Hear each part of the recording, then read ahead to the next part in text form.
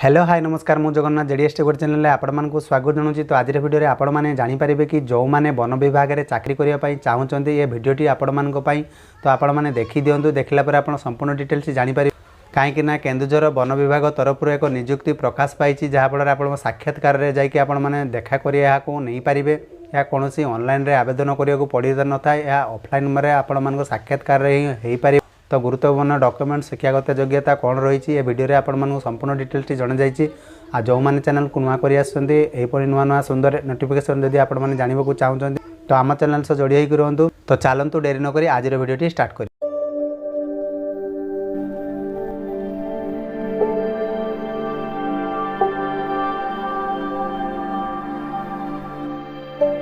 आज भिडियो आपण मैंने जानीपारे कि जो मैंने फॉरेस्ट डिपार्टमेंट रिक्वायरमेंट रे किंबा आपण मानकर वन विभाग में चाकरी करने चाहते तो ये भिडियो आपण माने संपूर्ण डिटेल्स जना जाए। चलतु आज भिडियो आपण मैंने जानीपारे। तो गणमाध्यम रिपोर्ट अनुसार ये आपण मैंने देखिपे जो मैंने फॉरेस्ट डिपार्टमेंट में चाकरी करने को चाहते से 40,000 टଙ୍କା दरमा। तो ये विज्ञप्ति आपण ऑनलाइन आवेदन करें कि ऑफलाइन आवेदन करेंगे संपूर्ण डिटेल्स जना जाए। कहीं आपण मैंने देखिपे ये केन्दुझर वन विभाग निकट में एक नियुक्ति विज्ञप्ति प्रकाश पाई।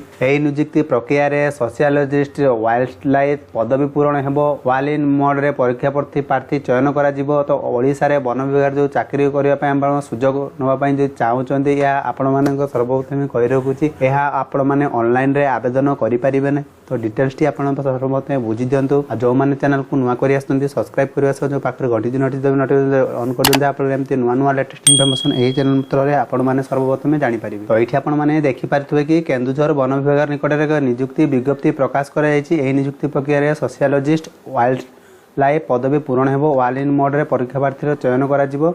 जो प्रार्थी मैंने यार वेबसाइट देखा चाहते यार लिंक डिस्क्रिप्शन तले मिल जाव।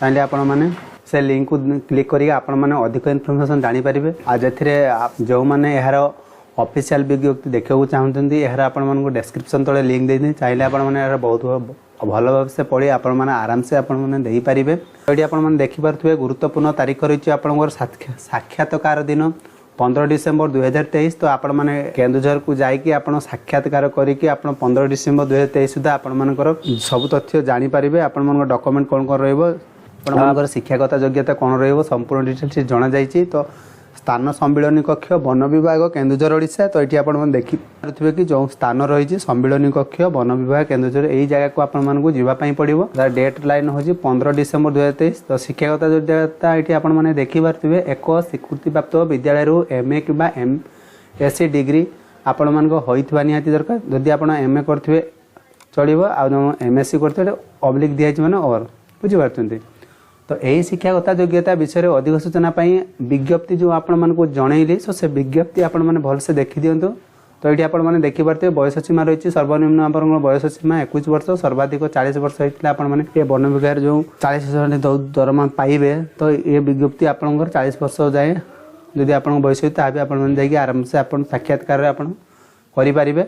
बयस गणना 1/11/2023 अनुसार हेबो बुझी पारछन्ती। 1/11/2023 आप 2021 वर्ष 40 वर्ष मध्य आप गणा जीव। तो बयस कहल आप देखिपे ओबीसी 3 वर्ष ST SC PWD ESM 5 वर्ष बुझी पारछन्ती। तो मासिक दरमा प्रार्थी चयन हेले मासकू आपण मानकू 40,000 टଙ୍କା दरमा पाइबे। चयन प्रक्रिया आपण साक्षात्कार हम माने आपण सेठी देखा करेंगे जहाँफल आपण माने या को आप चयन करा जीवो। जो प्रार्थी आवेदन करने चाहते या ऑनलाइन माध्यम रे आपण माने आवेदन करें नहीं आपण मानक साक्षात्कार जाकि आपको भेटापी पड़ो से ऑफिस रे वन विभाग में जहाँफल आपण माने देखिपे से माने डॉक्यूमेंट जांच करें।